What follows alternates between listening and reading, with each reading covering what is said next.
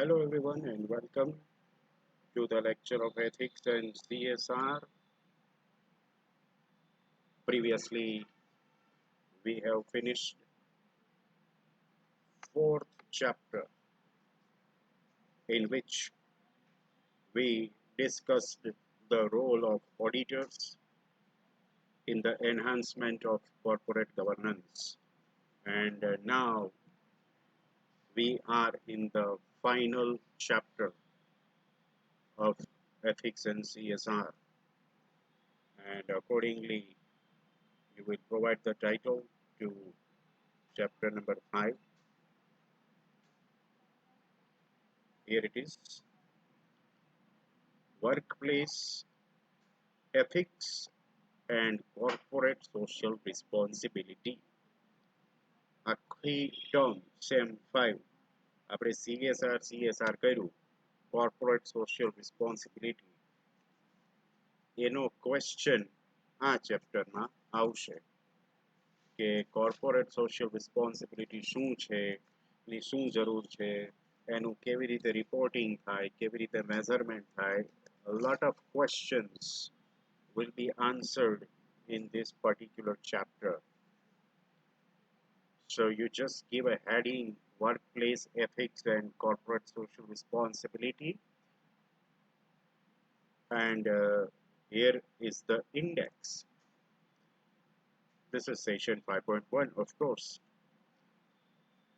there are 6 topics to be covered in this chapter, and we reach the target of 6 and everything will be over. The first topic is discrimination and harassment. Then comes affirmative action. Then comes reverse discrimination. Fourth topic to be discussed will be equal employment opportunity.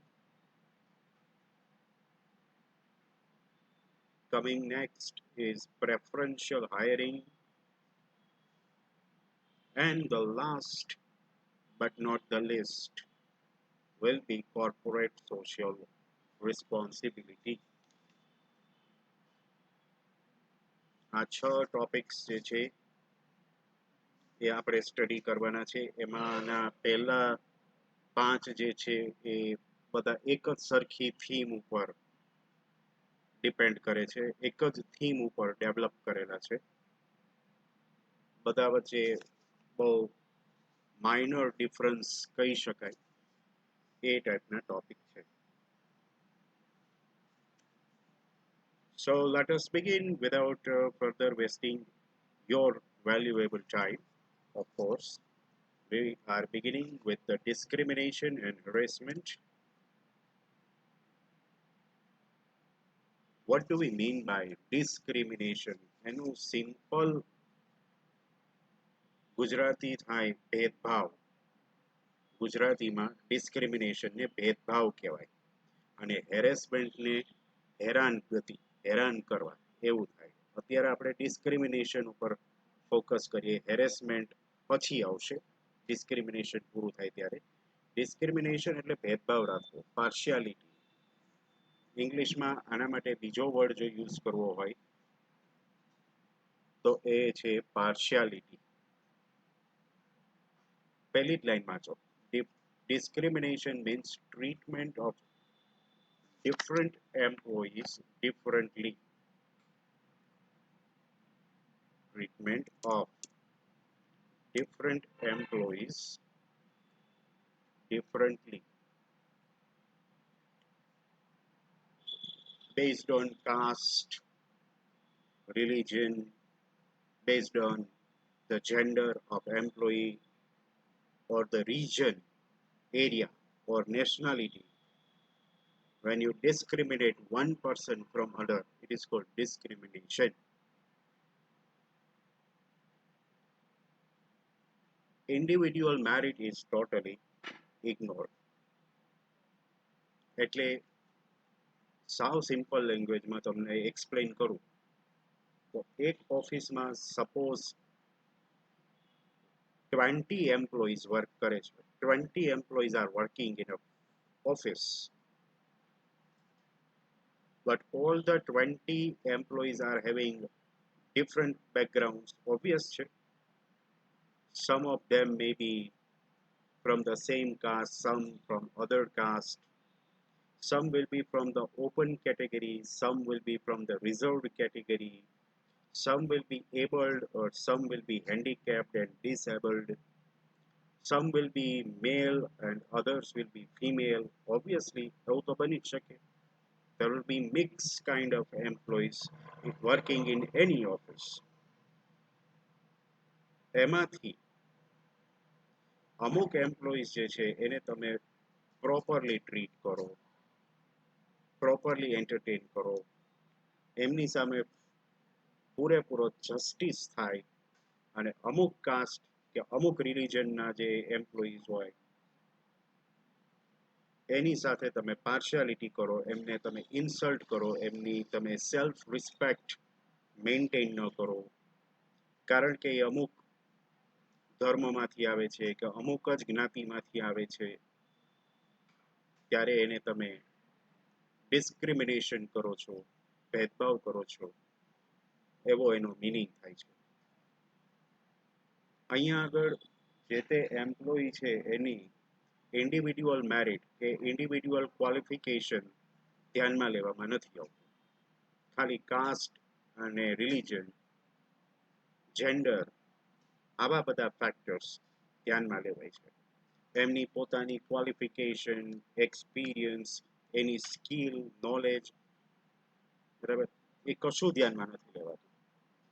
કોઈ base નથી હોતો. બસ for example manager છે, for example એ એક કાસ્ટમાંથી આવે છે, કોઈ એક particular કાસ્ટમાંથી આવે છે, તો પોતાની કાસ્ટના જેટલા એમ્પ્લોઈઝ હશે એને એ વ્યવસ્થિત રીતે સાચવશે, એમને બધા ટાઈપની ફ્રીડમ આપશે, પ્રિવિલેજીસ આપશે, અને એ સિવાયની બીજી કાસ્ટવાળા જે હોય કે બીજા રિલિજનવાળા હોય, બરાબર, એની સાથે એકદમ રૂડલી બિહેવ કરશે, એમને કોઈથી કોઈ બાબતમાં પરમિશન ના આપે, એમને ફ્રીડમ ના આપે, તો એને ડિસ્ક્રિમિનેશન કરવું કહેવાય.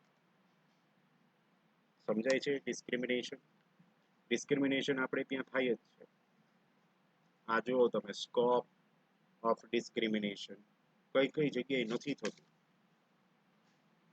રિક્રુટમેન્ટમાં, સિલેક્શનમાં આપણે ફેવરિટિઝમ, તમે આ વર્ડ સાંભળેલો હશે, ફેવરિટિઝમ એટલે અમુક અમુક એમ્પ્લોયી હોય કે અમુક અમુક પર્સન હોય, બરાબર, ભલામણ ગઈ હોય, ચિઠ્ઠી ગઈ હોય, પોલિટિકલ પ્રેશર ગયું હોય, તો એની પાસે ડિગ્રી ન હોય, એક્સપિરિયન્સ ન હોય, છતાં પણ એનું સિલેક્શન થઈ જતું હોય.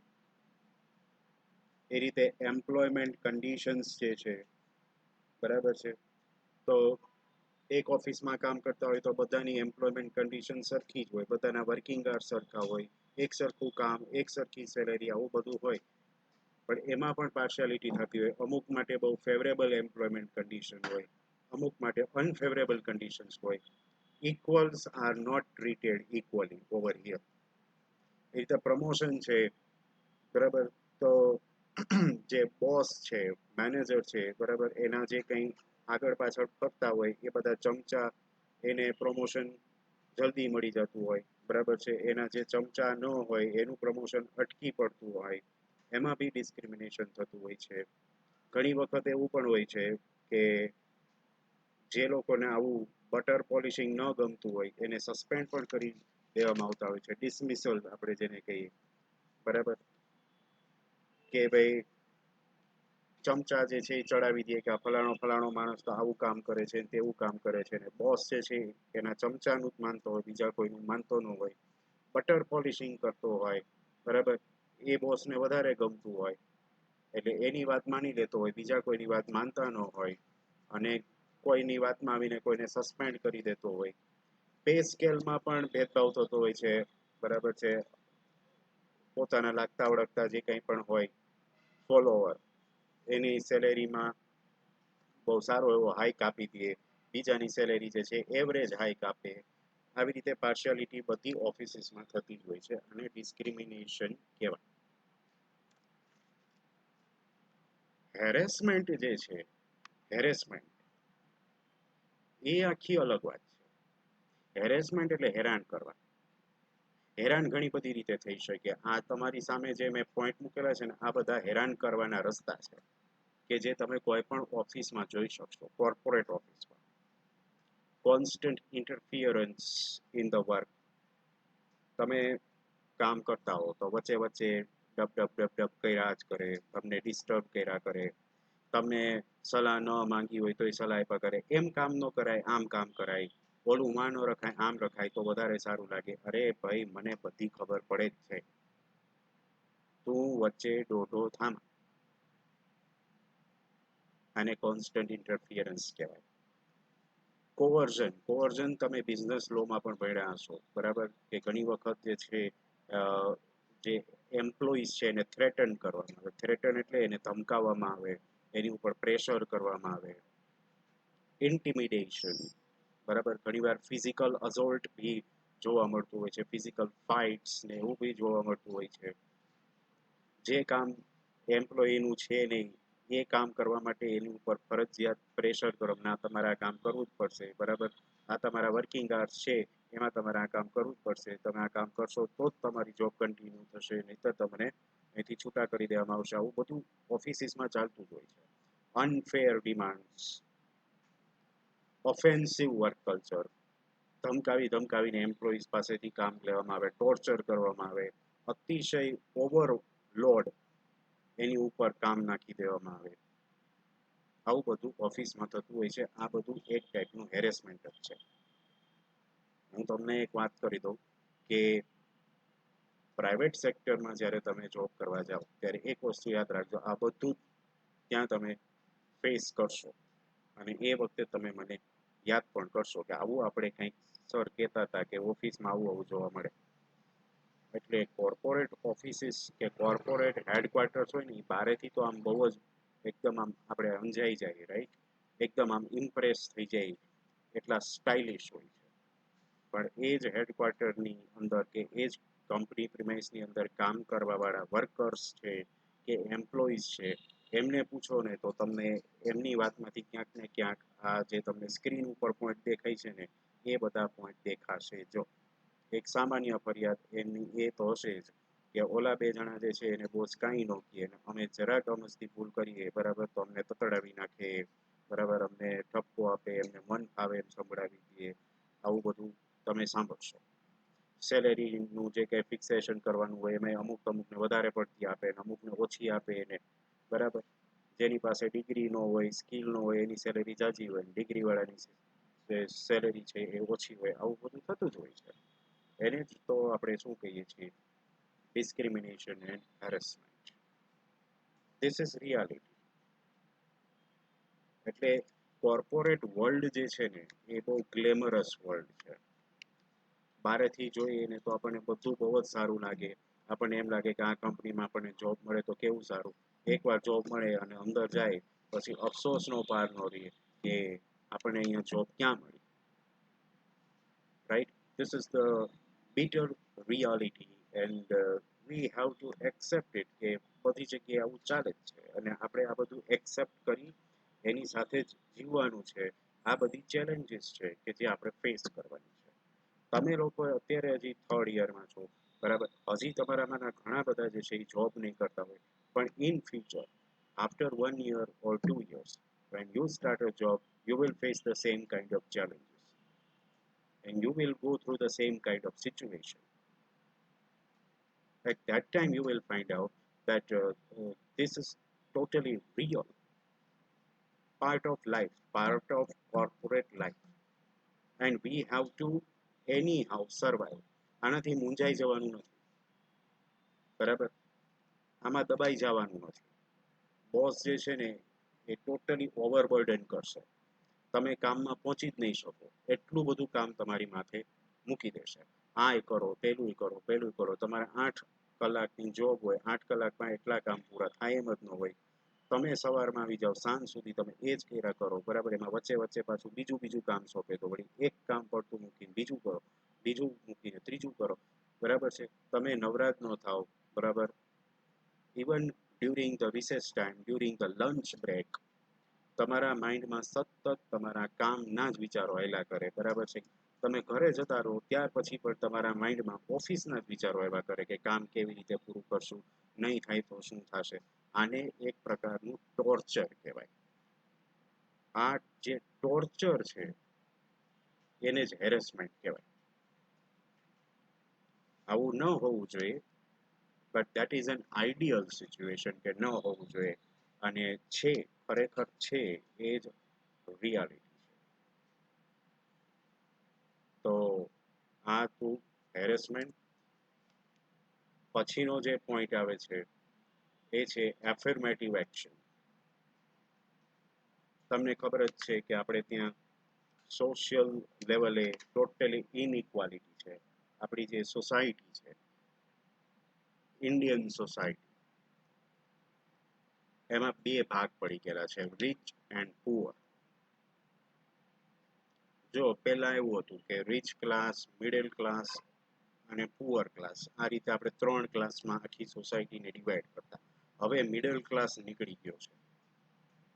મિડલ ક્લાસમાંથી અમુકની ઇન્કમ વધી ગઈ છે એટલે એ લોકો અપર મિડલ ક્લાસ કે રિચ ક્લાસ તરફ ગયા છે, અને અમુક જે છે લોઅર મિડલ ક્લાસ છે એ પુઅર ક્લાસમાં સમાઈ ગયા છે. એટલે હવે બે જ કેટેગરી વધી છે, રિચ ક્લાસ અને પુઅર ક્લાસ.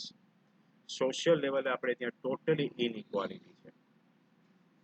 એટલે સોસાયટીના અમુક હેન્ડફુલ પર્સન્સ એવા છે કે જેને બધા રાઇટ્સ મળે છે, બધા પ્રિવિલેજીસ મળે છે. they are economically sound, socially they are having outstanding role to play, બરાબર, બધી રીતે સોસાયટીમાં આગળ પડતા છે, ઇકોનોમિકલી પાવરફુલ છે, બરાબર. એમને ગવર્મેન્ટના જે કંઈ પણ પ્રોવિઝન્સ હોય એ પ્રમાણે એમને બધા રાઇટ્સ પણ મળેલા છે, બધા બેનિફિટ્સ એમને મળે છે. અને સામે એવા માઇનોરિટીમાં આવતા લોકો પણ છે કે જે લોકોને એના પોતાના રાઇટ્સ જે છે કે જે કોન્સ્ટિટ્યુશન ઓફ ઇન્ડિયા આપેલા છે એ પણ નથી મળતા.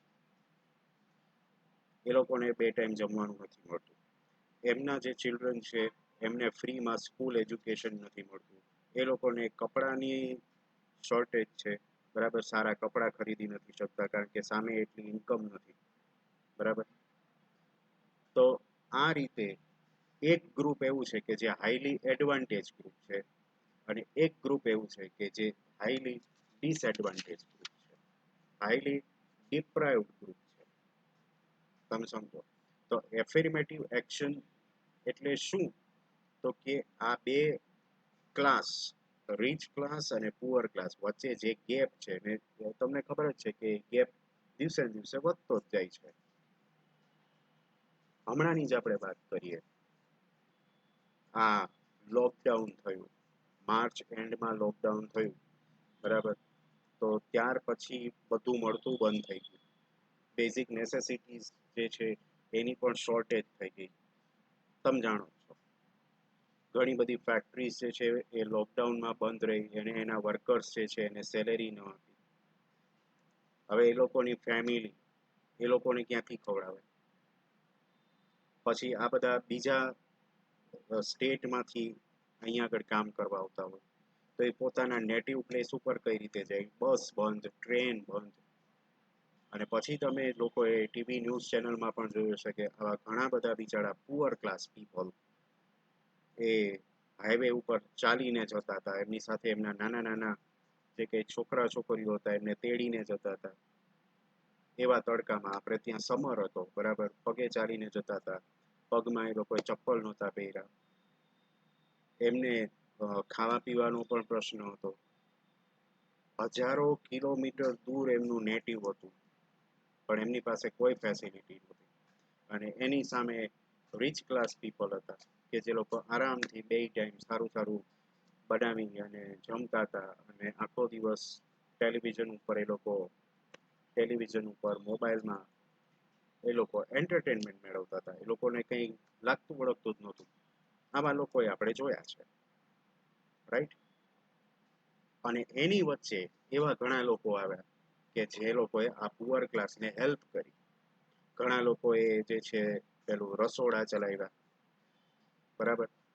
ઘણી સોસાયટીમાં એવું થયું કે બધાએ ભેગા મળીને કોન્ટ્રીબ્યુશન ભેગું કર્યું અને એમાંથી રસોડું ચાલુ કર્યું અને રસોડામાં બે ટાઈમ એ લોકો રસોઈ બનાવી અને આવા લોકોને ટિફિન્સ પહોંચાડતા હતા, બરાબર છે, કે જેથી કરીને એટલીસ્ટ એ લોકો જે છે એ બે ટક જમી શકે, વ્યવસ્થિત એમના છોકરાઓને જમાડી શકે, બરાબર. આવી સિચ્યુએશનમાંથી આપણે હમણાં જ હજી પસાર થયા છીએ. એ જે પોઈન્ટ હું કહું છું ને, આને કહેવાય affirmative action. To minimise the gap between rich and poor, between advantaged people and disadvantaged people. એ બે વચ્ચે જે ગેપ છે, જે ડિસ્ક્રિમિનેશન છે, એને મિનિમાઇઝ કરવું, એને રિમૂવ કરવું, એને જ એફર્મેટિવ એક્શન કહેવાય. Affirmative action is a good sign of the society. Particularly આપણે ત્યાં ઇન્ડિયામાં આજની તારીખે આપણે ટ્રેડિશનલ પીપલ છીએ. We stick to our Indian culture.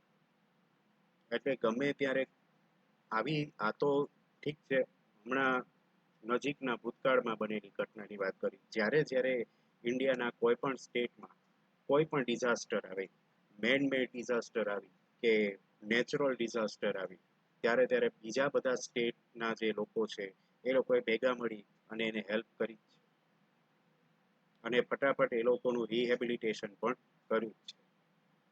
2001માં જ્યારે ગુજરાતમાં અર્થક્વેક આવ્યો, and when the whole Kutch area was collapsed, then we received assistance from all over the world. આપણા બાકીના સ્ટેટ્સમાંથી તો એટલી હેલ્પ આવી જ હતી, પણ ઘણા બધા કન્ટ્રીઝમાંથી પણ આપણને એટલી હેલ્પ મળી હતી. and as a result of that, see the growth of Kutch. Today there is a new Kutch which is industrially developed. આટલું ડેવલપમેન્ટ તો 2001ના અર્થક્વેક વખતે પણ આપણે કચ્છમાં નહોતું જોયું. એવું કચ્છ જે છે એ અત્યારે થઈ ગયું. તો જો આ જે છે ને એને જ એફર્મેટિવ એક્શન કહેવાય, જે હું તમને વાત કરી રહ્યો છું. So now I suppose that you are clear about affirmative action. ત્યાંથી આપણે આગળ વધીએ. એફર્મેટિવ એક્શન એમાં એક પોઈન્ટ પણ છે, મેં એડ કર્યો છે કે આપણે ત્યાં ઇન્ડિયામાં જે રીતે એસસી એસટી ઓબીસી છે કે એસસીબીસી છે, એને આપણે સ્કૂલ કોલેજીસમાં એડમિશન વખતે રિઝર્વેશન આપીએ છીએ. એવી જ રીતે ગવર્મેન્ટ જોબ જે છે એમાં પણ આપણે એમને રિઝર્વેશન આપીએ છીએ. તો એ પણ એક પ્રકારે એફર્મેટિવ એક્શનનું જ એક્ઝામ્પલ ગણી શકાય. આ રીતના એફર્મેટિવ એક્શન્સ જે છે, બરાબર, એનો પર્પઝ એક જ છે કે જે માઇનોરિટી પીપલ છે, બરાબર છે, એ લોકોના ઇન્ટરેસ્ટને પ્રોટેક્ટ કરવું, બરાબર, અને એ લોકો પણ બધાની સાથે આગળ વધે એ સુનિશ્ચિત કરવું. એટલા માટે થઈ અને એફર્મેટિવ એક્શન્સ જરૂરી હોય છે. પછી આવે છે રિવર્સ ડિસ્ક્રિમિનેશન. તો ડિસ્ક્રિમિનેશન એટલે ભેદભાવ કરવો થાય, તો રિવર્સ ડિસ્ક્રિમિનેશન એટલે ભેદભાવ દૂર કરવો થાય. Providing equal treatment to equally meritorious people. બરાબર, તમે જે પાર્શિયાલિટી કરો છો પાર્શિયાલિટી દૂર કરો અને જે લોકો સ્કિલ્ડ છે, જે લોકો હાઈલી ક્વોલિફાઈડ છે, બરાબર, એમને વધારે મોટું પ્લેટફોર્મ આપો અને એ રીતે મોટિવેટ કરો, બરાબર છે. પેલું પોલિટિક્સ જે છે એને દૂર કરો. ચમચા ચમચી કલ્ચર જે છે, બટર પોલિશિંગ છે, બરાબર, એ બધા ઇવિલ્સ છે, એ બધા ન્યુસન્સ છે, બરાબર, એને સિસ્ટમમાંથી કાઢી નાખો અને મેરિટ બેઝ ઉપર જ તમે એમને આગળ વધારો. એને રિવર્સ ડિસ્ક્રિમિનેશન કહેવાય. No partiality on the basis of caste, gender, religion or nationality. એને આપણે રિવર્સ ડિસ્ક્રિમિનેશન કહીએ છીએ. એના જેવું જ આ છે equal employment opportunity. Equal employment opportunity ક્યારે મળે? કે જ્યારે તમે કોઈ જાતનું ડિસ્ક્રિમિનેશન ન કરો ત્યારે.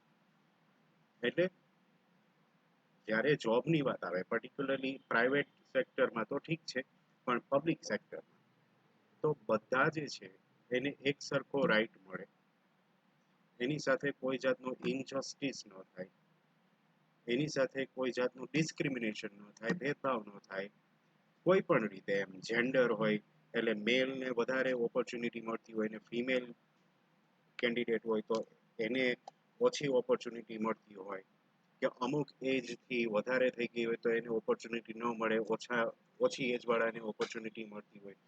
આપણે ત્યાં તો નથી, પણ બીજા અમુક કન્ટ્રીઝમાં કલર બેઝડ ડિસ્ક્રિમિનેશન એ થતું હોય છે કે ભાઈ ચલો બ્લેક છે તો બરાબર છે એમને તમે સાવ ડી વેલ્યુ કરી નાખો, બરાબર છે, અને વ્હાઇટ પીપલ છે તો એ લોકોને આગળ લઈ આવો. આવું બી થતું હોય છે. એનો એક કેસ હમણાં જ યુએસએમાં પણ બહુ છાપરે ચડેલો, તમને ખબર જ છે. એક બ્લેક પર્સન જે છે બરાબર, એનું મર્ડર થઈ ગયેલું અને એની પાછળ એની ફેવરમાં એના જસ્ટિસ માટે ઘણા બધા આંદોલન પણ ત્યાં આગળ થયેલા. તો કલર બેઝડ ડિસ્ક્રિમિનેશન પણ ત્યાં છે, બરાબર. કોઈ જાતના કોમ્પ્લેક્શન ઉપર કોઈ દિવસ ડિસ્ક્રિમિનેશન ના કરાય, પણ આપણે ત્યાં એ પણ થાય છે, બરાબર. ઘણી વખત હેન્ડીકેપ પીપલ હોય છે તો એને પણ અમુક પ્રકારની જોબ જે છે આપવામાં નથી આવતી હોતી. આવું બધું ઘણું ચાલતું હોય છે. એ બધું તમે દૂર કરો ને ત્યારે ઇક્વલ એમ્પ્લોયમેન્ટ ઓપોર્ચ્યુનિટી જે છે એ એનું એન્વાયરમેન્ટ તમે ક્રિએટ કરી શકો. Fair and equal treatment to all the employees. બધા એમ્પ્લોય સરખા હોય, આવા બધા કોઈ પેરામીટર્સ હોવા જ જોઈએ નહીં.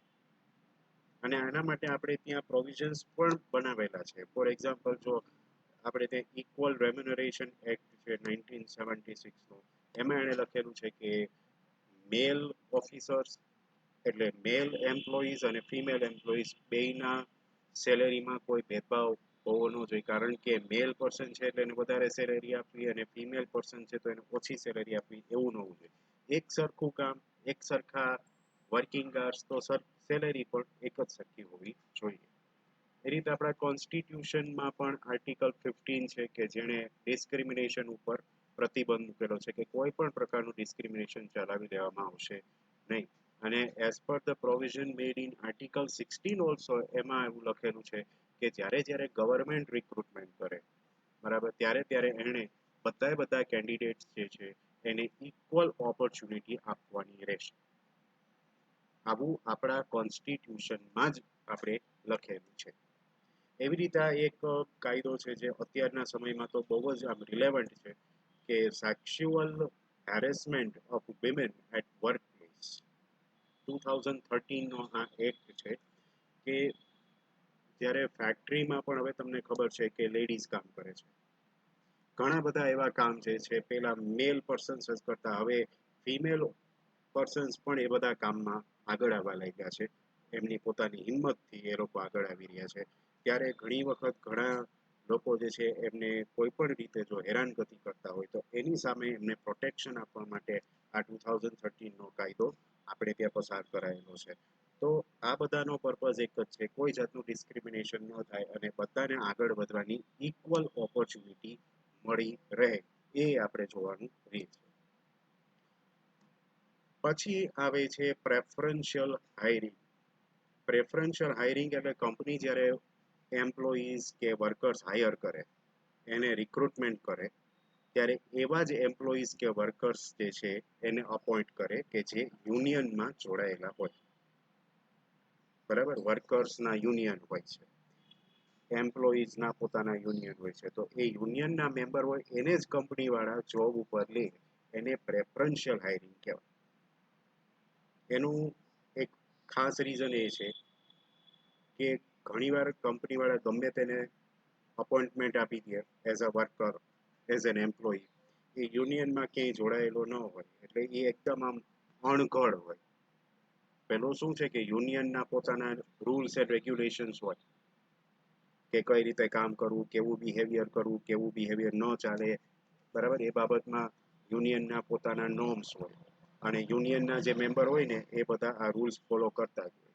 એટલે તમે યુનિયનમાંથી માની લો કે માણસોને પોતાની કંપનીમાં રાખો તો શું થશે કે મિસબિહેવિયર નહીં થાય, બરાબર. મિસબિહેવિયરના ચાન્સીસ ઘટી જાય, કંઈક પ્રોપરલી પોલાઇટ અને રિસ્પેક્ટફુલ વર્કર્સ મળશે, ટ્રેન્ડ વર્કર્સ મળશે, ક્વોલિફાઈડ વર્કર્સ મળશે. અને બીજું એમાંય પાછું કોઈ જાતનું ડિસ્ક્રિમિનેશન નહીં આવે, વ્યવસ્થિત રીતે વર્કર્સ મળશે એટલે ઇન્ડસ્ટ્રીયલ ડિસ્પ્યુટ્સ ઘટી જશે, બરાબર છે. ઇન્ડસ્ટ્રીયલ ડિસ્પ્યુટ્સ ઘટશે એટલે લેબર ટર્નઓવર રેશિયો પણ ઘટી જાય. લેબર ટર્નઓવર રેશિયો એટલે શું છે, કંપનીમાંથી દર વર્ષે કેટલા વર્કર્સ કંપની છોડીને બીજે જતા રહે છે, અને લેબર ટર્નઓવર રેશિયો કહેવાય.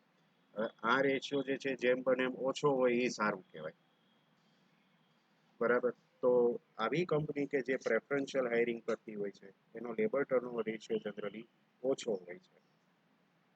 એવી રીતે યુનિયન પાછળ બેઠું જ છે એમ્પ્લોઈઝને પ્રોટેક્ટ કરવા માટે, એટલે એમના બેઝિક રાઇટ્સ જે કંઈ છે એ બી મેન્ટેન થઈ જશે. Preferential hiring will provide uniformity also. Uniformity in the sense of recruitment છે, સિલેક્શન છે, પ્રમોશન છે, બરાબર. આવા બધા ડિસિઝન્સમાં બધા એમ્પ્લોઈઝને એક સરખું પાર્ટિસિપેટ કરવાની ઓપોર્ચ્યુનિટી મળશે. અને યુનિયન થ્રુ જ તમે રિક્રુટમેન્ટ કરો છો એટલે એ લોકો શું કરશે કે વિન વિન સિચ્યુએશન ક્રિએટ કરશે. યુનિયન એમ્પ્લોઈઝનું છે એટલે એમ્પ્લોઈઝને ક્યાંય નુકસાન ન થાય અને કંપનીને પણ ક્યાંય નુકસાન ન થાય, બેય પાર્ટી બેનિફિટ ઉપર આવે. એ જ રીતે એ અપોઇન્ટમેન્ટ કરાવશે એટલે એ સિક્યોરિટી પણ પૂરેપૂરી રહેશે અને લેબર લોઝ જે છે, બરાબર છે, એ બી આપણે ફોલો કરી શકીએ. Preferential hiring will motivate the company to follow the labor laws. એટલે પ્રેફરન્શિયલ હાયરિંગ જે છે it is highly advantageous to employees as well as to the company. તો અહીંયા આગળ આપણું આજનું સેશન 5.1 પૂરું થાય છે. આપણે 6 માંથી 5 પોઈન્ટ જોઈ લીધા છે, નાના નાના હતા એટલે. આ આપણી ઇન્ડેક્સ હતી કે જ્યાંથી આપણે શરૂઆત કરી હતી. કારણ કે આ બધા જે પોઈન્ટ્સ છે ને એ બધા એક સરખા જેવા જ છે એટલે આમાં બધું ગોળ ગોળ જ આવે, બધાનું એકબીજામાં જ આવે. ડિસ્ક્રિમિનેશન ને રિવર્સ ડિસ્ક્રિમિનેશન, affirmative action કે equal employment opportunity ને preferential hiring, આ પાંચેયમાં એક સરખા જેવું જ કન્ટેન્ટ આવે. there is a very thin line of difference among all these topics, and we have concluded all these short notes, and now we are left with one important question, that is corporate social responsibility કે જે તો આપણા સબ્જેક્ટનું જ નામ છે CSR, right. એ CSR નો question આપણે session 5.2 માં કરીશું. Session number 5.2 will be the last session of the subject in which we will complete the whole question. Till then, see you all. Goodbye.